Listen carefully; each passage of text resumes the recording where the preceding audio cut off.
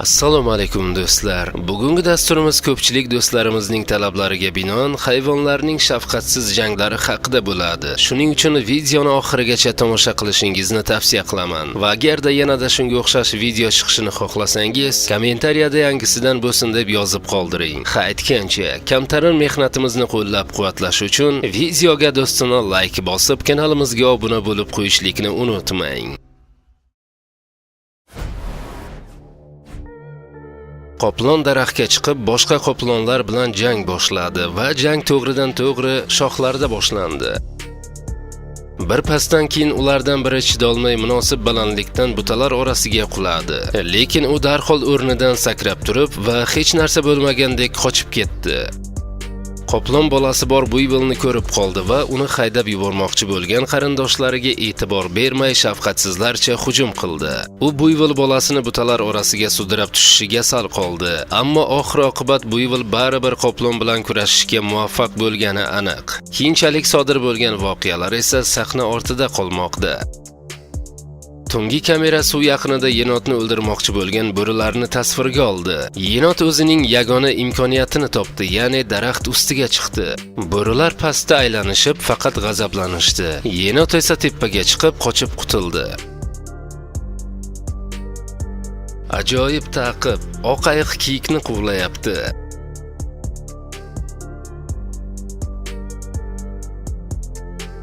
Kiyik shunday nuqtaga yetib boradiki, undan qutulishning iloji yo'q. Yo pastga qulash, yo ayiqning o'ljasiga aylanish. Kiyik pastga qulashni tanladi.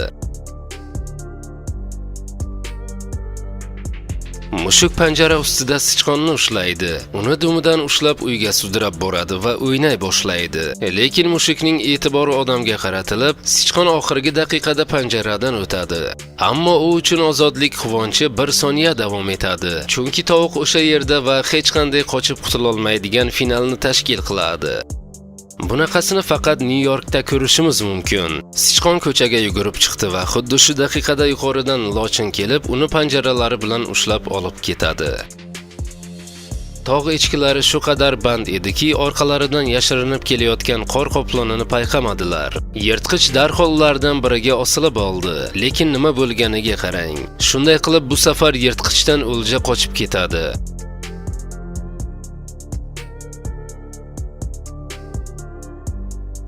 Yo'lbars sayyohlar oldida ayiqni quvdi. Ayiq esa yugurishdan charchamadi va birdan hujumga o'tdi. Ayiq ikki oyoqlarida tik turdi. O'zining kattaligi va xarakterini ko'rsatdi va yo'lbars aralashish juda xavfli deb qaror qildi. Shundan so'ng u quvishni to'xtatdi. Arslonlar zebralar yaqinlashishini kutib, birdan bolasi bor zebraga hujum qildi. Shunda zebra arslonni oyoqlari bilan yaxshigina tepgandan so'ng u ortga chekindi va ular qutulib omon qolishdi.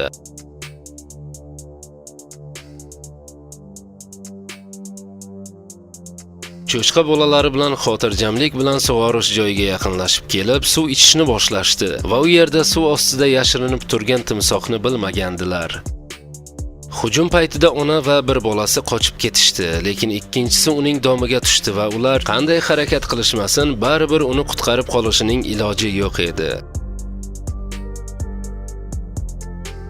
Ikki ot tinchgina ketayotgan edi. Birdan ularning biriga telba it hujum qildi va ot vahimaga tushib, bor tezligida qochib ketdi. Bu tartibsizlikda hatto mashina ustidan sakrab o'tsa ham it buni qila olmasdi. Oxir-oqibat ot hujumga o'tdi va it tezda taslim bo'ldi. Bu videoda ikkita uzun oyoqli itlar quyonni quvlamoqda. Dron kamerasi hamma narsani mukammal tasvirga olmoqda. Ta'qib ancha davom etadi, lekin quyon ayyor yo'lni tanlaydi. Bir itning nafasi tugayotganga o'xshaydi. Ikkinchisi qorda sirg'alib ketmoqda va shu paytda quyon birdan yon tomonga siljiydi va muvaffaqiyatli yashirinadi. London ko'chalarida tulki kalamushni payqab qoldi. Odamlar hayratda tasvirga olayotganda, kalamush hatto qarshilik ko'rsatishga harakat qiladi, lekin och tulkiga qarshi deyarli hech qanday imkoniyatga ega emas va mana oqibati nima bilan yakunlanadi. Ushbu voqeada esa tulki tovuqqa yopishadi va dumini tishlaydi. Bu holatda esa tulki aniq aqldan ozgan. U itlarga hujum qiladi va o'zini juda tajovuzkor tutadi. Lekin itlar oxir-oqibat uni haydab yuborishadi. Odamlar ushbu chiroyli manzarani tasvirga olishayotganda birdan yaguar suvdan sakrab chiqib, quruqlikdagi ulkan timsohga hujum qiladi. Jang suv ichida davom etadi, lekin yaguar fikridan qaytmaydi. U timsohni mahkam ushlab olib, oxir-oqibat uni qirg'oqqa chiqaradi va niyatiga yetadi. Sug'orish joyida kichik afrikalik yovvoyi itlar to'dasidan qochib, vahima ichida qochish umidida botqoqqa boradi. U yerda tiqilib qolganga o'xshaydi va bundan ham battari timsoh xo'jayin kabi u tomon keladi. Lekin kiyik botqoqdan chiqib, it va timsohdan uzoqlashadi. Bu yovvoyi tabiatdagi hayot mana shunday ko'rinishlarga ega. Ikki los o'rtasidagi kulguli jang kutilmaganda tasvirga olindi. Ular tuyoqlari bilan bir-birlarining boshiga urishadi va deyarli kulguli ko'rinadi. Mana yana bir shunga o'xshash kutilmagan holat. Bu yerda esa ulkan shoqli erkak loslar janglari tasvirga olingan.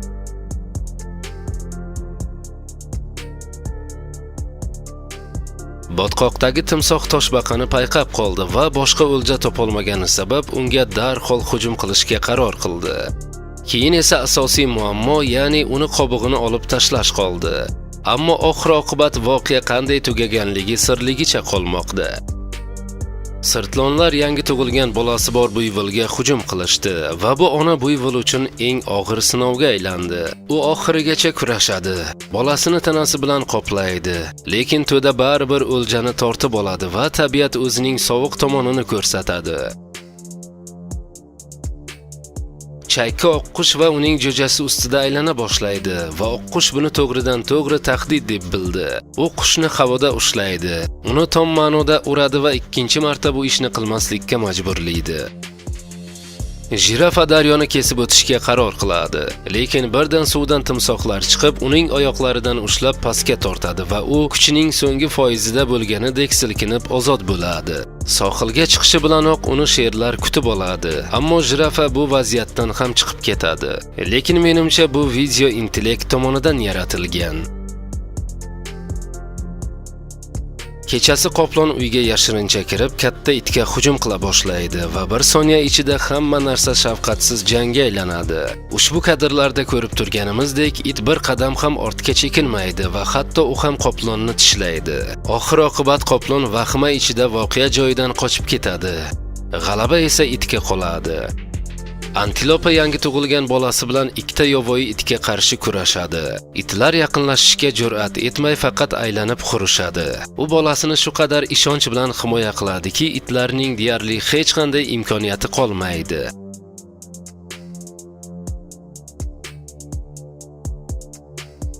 Ugandada juda g'ayrioddiy jang tasvirga olindi. Ikkita erkak antilopa jang qilishadi va shu payt qoplon kelib qoladi va qaysi biriga hujum qilishini bilmay qoladi. Ko'rinishidan qoplon juda yosh va tajribasiz edi. U shunchaki ularni ta'qib qiladi va hujum qilishga jur'at etmaydi. Lekin tez orada antilopalar tinchlanishadi va tarqalishadi. Qoplon esa maqsadiga erishmay qoladi. Hurmatli tomoshabinlar, bugungi videorolikimiz o'z nihoyasiga yetdi. Endi esa videorolik ostidagi like tugmachasini bosib, agarda kanalimizda yangilardan bo'lsangiz obuna bo'lib qo'yishlikni unutmang. Keyingi dasturlarimizda ko'rishguncha xayr omon bo'ling.